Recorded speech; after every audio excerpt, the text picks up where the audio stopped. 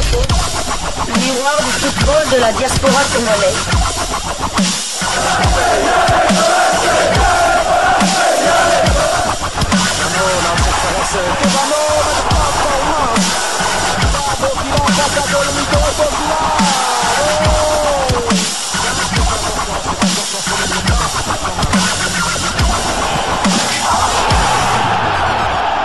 Diasco Foot, le miroir du football de la diaspora congolaise. Vous êtes sur Diasco Foot, le miroir du football de la diaspora congolaise. Diasco Foot vous dit bonjour, tout le plaisir est pour nous de vous retrouver, mais surtout de savoir que vous êtes nombreux en train de suivre votre chaîne YouTube dédiée uniquement aux footballeurs de la diaspora congolaise.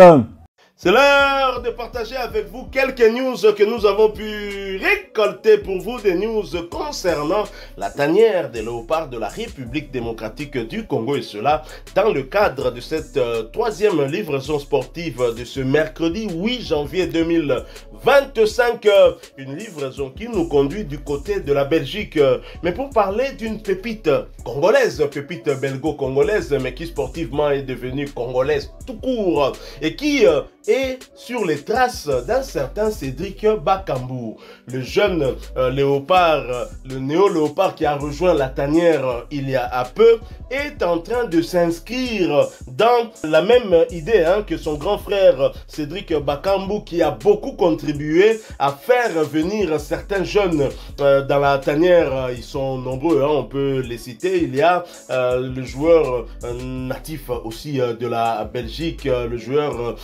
Théo Bongonda, qu'on appelle affectueusement Théo Messi, qui avait été convaincu par Cédric Bakambu. Il y a Dieu merci Mbokani également pour son retour dans la tanière. C'était une fois de plus Cédric Bakambu. Cédric Bakambu a amené beaucoup de joueurs dans la tanière, et ce jeune est en train de faire la même chose. Et en coulisses, ce n'est pas lui qui a révélé cela, c'est le joueur qu'il avait contacté qui a révélé cette information. Il s'agit de Noah Sadiki, le sociétaire de l'Union Saint-Gilloise. Une information que nous rapportent nos confrères de foot RDC au travers d'un article intitulé Léopard, Noah Sadiki à la quête de cracks congolais. Des cracks, il n'y a pas que le Sénégal qui en a. La République démocratique du Congo continue à avoir beaucoup de cracks, parce que justement notre communauté en Europe est très importante. Et bien évidemment, je vais vous lire cet article qui nous parle de ce qu'a fait Nakuz, comme on a toujours dit en coulisses, Noah Sadiki. Noah Sadiki, jeune international congolais, jouerait un rôle clé dans la recherche de talents pour renforcer l'équipe nationale de la RDC. Alonso Ngwanda, jeune footballeur belgo-congolais, a confirmé cette information lors de son passage dans l'émission We See You. Noah Sadiki m'a proposé de jouer en U20, mais j'étais blessé. J'ai toujours dit que je serais prêt à jouer pour le Congo, mais je veux d'abord en savoir plus avant de m'engager, a déclaré Alonso Ngwanda. Les performances de la sélection congolaise motiveraient le jeune talent à rejoindre l'équipe.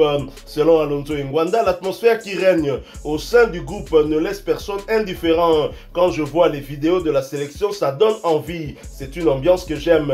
À 21 ans, Alonso Ngwanda, évoluant au FC Utrecht aux Pays-Bas, illustre les efforts de Noah Sadiki dans cette mission. Le milieu de terrain de l'Union Saint-Gilloise poursuivrait ainsi son travail pour attirer de nouveaux talents en vue des prochains rassemblements de l'équipe nationale. Un article de nos confrères de foot RDC. Mais pour lier la parole à l'acte, j'aimerais plutôt vous proposer un extrait justement de cette émission où Alonso Ngwanda s'exprimait par rapport à Noah Sadiki, justement à sa sollicitation, puisque Noah Sadiki l'avait sollicité pour aller jouer chez les U20, les U20 que lui a laissé. Il est désormais maintenant chez les A, et c'était lors de cette émission chez nos confrères de Léopard Foot Leader. Merci à eux en tout cas pour cette belle interview, et je vais juste prendre un extrait, un court extrait où il parle justement de Noah Sadiki. Nous écoutons, nous suivons et nous nous retrouvons tout de suite après.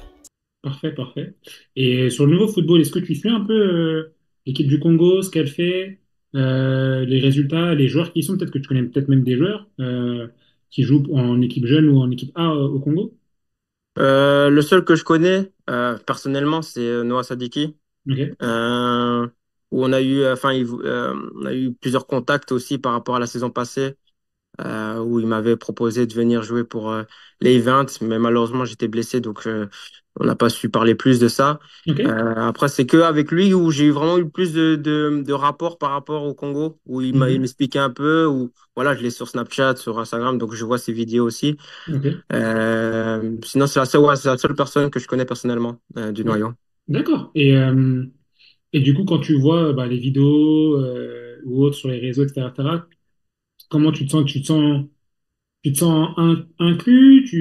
Ça donne envie? C'est comment? Parce que c'est bien de savoir aussi le ressenti des joueurs extérieurs, entre guillemets, des binationaux. Ouais, je me sens inclus, surtout, ouais. Non, Sadiki, je sais comment il est fou dans sa tête des fois, donc ça te donne envie aussi d'être là Mhm. avec lui. Mais ouais, bien sûr, c'est une ambiance que j'aime aussi. Donc c'est pour ça que quand on m'a toujours posé la question, ouais, est-ce que tu serais prêt à jouer pour le Congo? J'ai toujours dit oui, je serais prêt. Mais Ok. voilà, faut que j'aille au pays, il faut que que je m'informe sur beaucoup plus de choses Mhm. et pas direct dire oui ou non, toi. Donc c'est important aussi ça pour moi. Voilà, nous sommes de retour. Vous avez suivi, très cher confrère Alonso Ngwanda. Je promets, hein, je ne pense pas qu'on a déjà réalisé un portrait de ce jeune. Je pense qu'on a eu à réaliser un portrait peut-être d'un de ses frères, parce que c'est quand même une famille de footballeurs, hein, je crois. Et donc, je promets, demain en tout cas, nous préparons ce portrait de ce jeune binational congolais. Il est binational belgo-congolais, né d'un père congolais et d'une mère belge. Nous allons en parler demain, mais en attendant, vous avez suivi cet extrait où il confirme que Noah Sadik il l'avait contacté, mais parce qu'il était blessé, il n'a pas pu répondre positivement. C'est un jeune qui a l'air de savoir aussi ce qu'il veut. Hein. Bon, on va plus donner des détails lors de son portrait que nous allons réaliser demain. Et donc, Noah Sadiki, très jeune, lui-même contacte certains jeunes et pour le cas d'Alonso et Ngwanda, Noah Sadiki le connaît très bien. Tout à fait, d'autant plus qu'ils ont joué dans les équipes de jeunes d'Anderlecht ensemble. Et je me souviens que lors du premier match de Noah Sadiki avec la sélection congolaise, lors d'un de ses messages sur ses réseaux sociaux, il y avait beaucoup de jeunes joueurs des binationaux congolais de Belgique surtout, qui le félicitaient. Je me souviens qu'il avait dit à Epolo, je crois le gardien du Standard de Liège, qu'on t'attend aussi. Donc il continue ce travail de sap. Et comme il a dit lui-même Alonso, Noah l'avait contacté, pas pour l'équipe de Sabre, lorsque Noah Sadiki avait été convoqué pour la première fois avec les U20. Donc pour la première fois avec le U20, Noah Sadiki, c'est comme s'il était déjà un cadre de l'équipe. Il a déjà contacté d'autres de ses amis pour rejoindre la tanière, pour écrire cette belle histoire que nous espérons qui sera très très longue. Moi, ce qui me retient, c'est que il dit, si De Sabre l'appelle, il partira. Donc, premier appelé,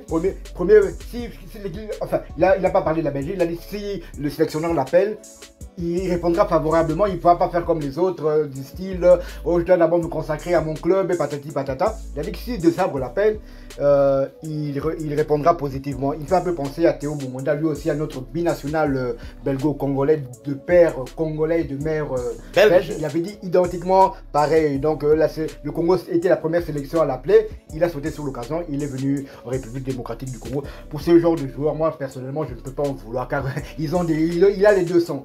Son père est congolais, sa mère est belge. Donc, ça penche beaucoup plus pour la Belgique puisqu'il y est né. Il a grandi là-bas, c'est la culture belge. Tout comme lui-même Alonso l'a dit, il connaît le Congo, il connaît seulement via son père. C'est vrai qu'il écoute la musique congolaise. Via Fally Poupa. Il ressemble d'ailleurs à un des fils de Fally Poupa. Il mange parfois de la nourriture congolaise et tout ça.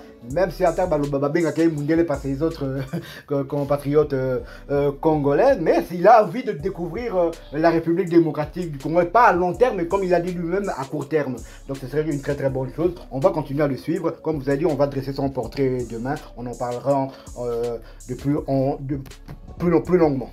Alonso Ngwanda, retenez bien ce nom. Noah Sadik il le contacte alors que le Noah Sadik lui-même n'est pas encore appelé par Sébastien Desabre. Noah Sadik est un modèle, un exemple à suivre pour nous. Nos amis sénégalais, pour le lion de la Teranga, Mamadou du stade de Reims. n'est pas le seul à vouloir jouer pour son équipe.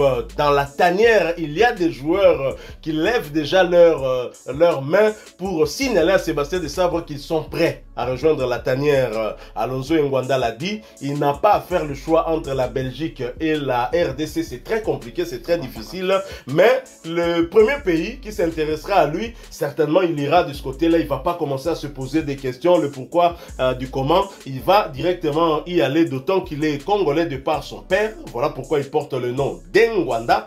Il est belge de par sa mère. Voilà pourquoi il est de teint clair, et dans la communauté congolaise, on l'appelle le blanc. Donc Mundele, parce que Aza Meti, donc un peu comme Théo Bongonda. Donc c'est un joueur que nous allons continuer à suivre. Vous savez, le championnat hollandais, l'Eredivisie de première division, a beaucoup de binationaux congolais que nous suivons, notamment Anthony Milambo, qui est du côté de Feyenoord, Dylan Mbayo du côté de Pek Jouol, Samuel Bastien du côté de Fortuna Sitar,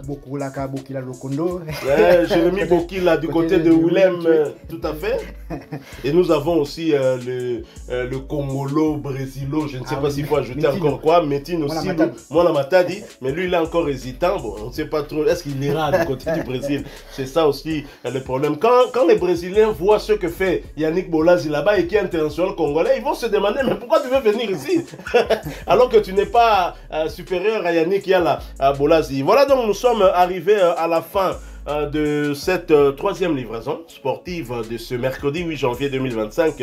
Vous l'avez aimé, laissez-nous un maximum de j'aime et donnez-nous votre point de vue par rapport à ce qu'est en train de réaliser Noah Sadiki. Ça, c'est un signe de patriotisme qui est en train de faire ce jeune. Moi, je le salue. Noah Sadiki est vraiment aux antipodes, peut-être même de ses parents, qui ne l'avaient pas directement encouragé à venir dans la tanière, qui aurait peut-être voulu aussi le voir aller du côté de la Belgique. Papa Francis, qui est aussi dans le domaine du football, mais Noah Sadiki avait fait un choix ferme, au-delà même peut-être des pressions, soit au niveau du club. On sait que son entraîneur le voulait en tout cas du côté des Diables Rouges de Belgique, mais lui avait décidé de venir relever le niveau de notre football. Il ne souhaite pas être seul à venir élever ce niveau, il souhaite venir avec d'autres joueurs qui peuvent apporter aussi leur savoir-faire et surtout leur talent au service de la nation congolaise.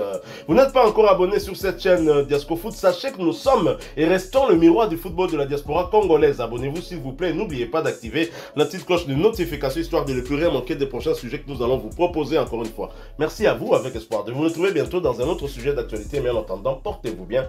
Diascofoot vous dit au revoir. Ah ouais,